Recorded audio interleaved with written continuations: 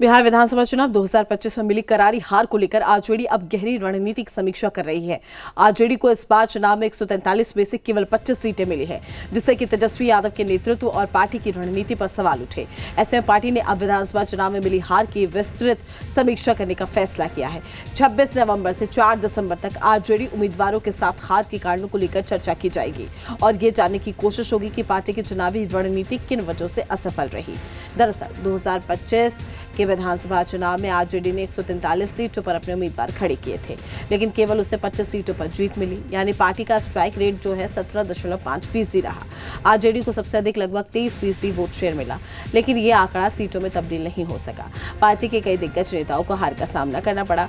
2010 के बाद ये पार्टी का सबसे खराब प्रदर्शन है। ऐसे में अब पार्टी हार के कारणों की पड़ताल में जुट चुकी है। इसके लिए 4 दिसंबर तक बैठक होगी। वहीं दूसरे चरण की बैठक 5 से 9 दिसंबर तक होगी। इनमें उम्मीदवारों से मतदान पैटर्न, बूथ लेवल रिपोर्ट, संगठन की भूमिका, सहयोगी दलों का प्रदर्शन, उम्मीदवार चयन जैसे विषयों पर विस्तृत रूप से फीडबैक लिया जाएगा। एक तरफ आरजेडी चुनावी हार का पोस्टमार्टम करने में जुटी है, वहीं दूसरी ओर आरजेडी की इस कवायद को लेकर सियासत भी चल रही है। हमारे साथ पटना से रुपेंद्र जुड़ चुके हैं लाइव। रुपेंद्र, हार की समीक्षा लगातार की जा रही है, लेकिन आरजेडी ने भी नहीं सोचा था जिस तरीके से उनका प्रदर्शन रहा और जो परिणाम निकलकर सामने आए। क्या कुछ जानकारी इस बैठक को लेकर आपके पास? देखिए, आज जो है सहारनपुर मंडल की बैठक होनी है। अभी हम आरजेडी कार्यालय में हैं और हम तस्वीरें दिखा रहे हैं कि यह आरजेडी कार्यालय है। अभी जो प्रत्याशी हैं उनको आने का सिलसिला जो है अभी शुरू नहीं हुआ है।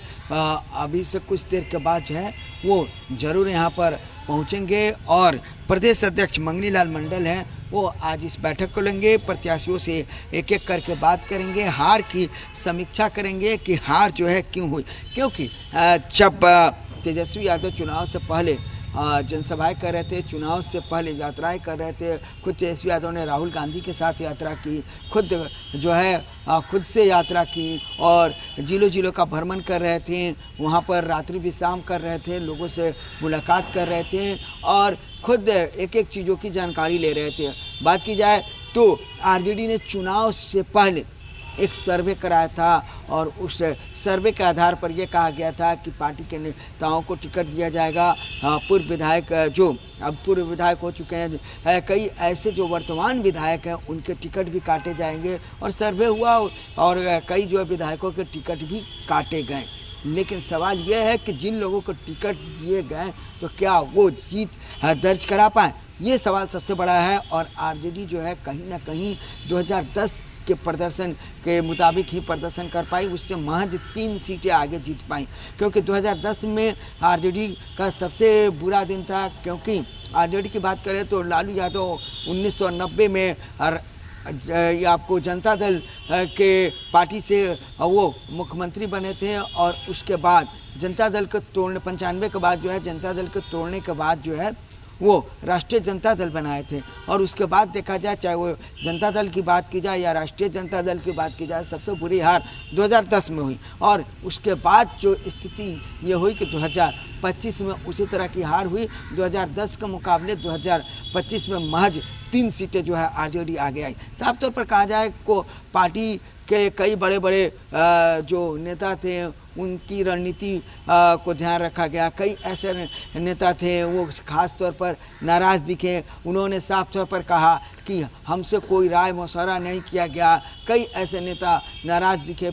चुनाव प्रचार के दौरान तेजस्वी यादव मनाने भी गए थे, लेकिन जो अपेक्षाएं थी और जो भीड़ आ रही थी उमड़ के तेजस्वी यादव की सभाओं में, उसके साथ जो है आरजेडी ने काफ़ी अपेक्षा किया था और साफ तौर पर जो नारे दिए गए थे, वोट के चोरी को लेकर नारे दिए गए थे, वो कहीं ना कहीं सफल नहीं हो पाए। वाकई रुपेंद्र, आपका शुक्रिया तमाम जानकारी साझा करने के लिए। अपडेट हम आपसे लेते रहेंगे। तो फिलहाल ये बैठक होनी है और समीक्षा की जाएगी किस तरीके से ये जो हार हुई है, आखिर क्या कुछ कमी, क्या कुछ खामी रही इस दौरान।